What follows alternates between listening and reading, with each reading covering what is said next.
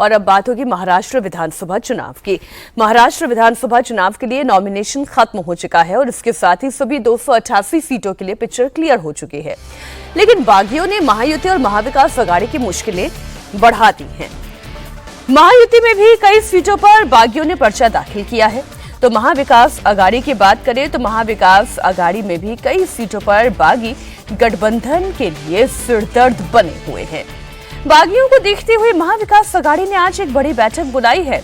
अब से थोड़ी देर में ये बैठक होने वाली है। बताया जा रहा है कि बैठक में बागियों को कैसे मनाया जाए, इस फॉर्मूले पर चर्चा होगी और बागियों को मनाने की कोशिश भी की जाएगी, क्योंकि महाराष्ट्र में 4 नवंबर तक नामांकन वापसी की तारीख है।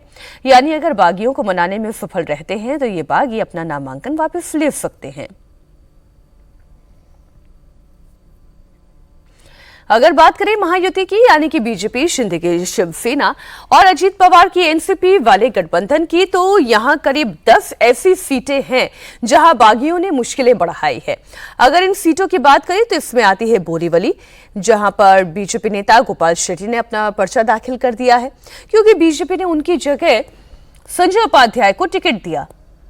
वहीं उमरेड सीट पर शिंदे गुट के राजू पारवे निर्दलीय उम्मीदवार के तौर पर मैदान में हैं, क्योंकि ये सीट इस बार बीजेपी के कोटे में चली गई है।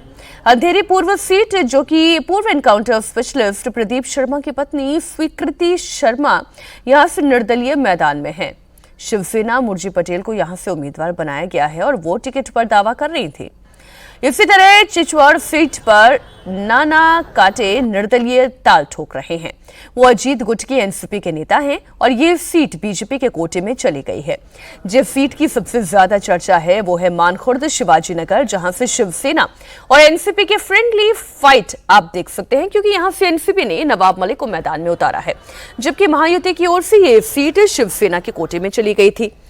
काटोल सीट पर एनसीपी के नरेश अरसडे मैदान में हैं, क्योंकि यहां से बीजेपी उम्मीदवार उतारे गए हैं। नायगांव से छगन भुजबल के भतीजे समीर भुजबल निर्दलीय खड़े हैं। ये सीट शिवसेना के कोटे में चली गई है। मुंबई सीट पर बीजेपी के अतुल शाह ने शिवसेना की शायना एनसी की मुश्किलें बढ़ा दी हैं। शायना एनसी बीजेपी के नेता थी, लेकिन नॉमिनेशन से पहले उन्होंने शिवसेना पार्टी ज्वाइन कर ली। इसे पार्टी उम्मीदवार बनाया गया।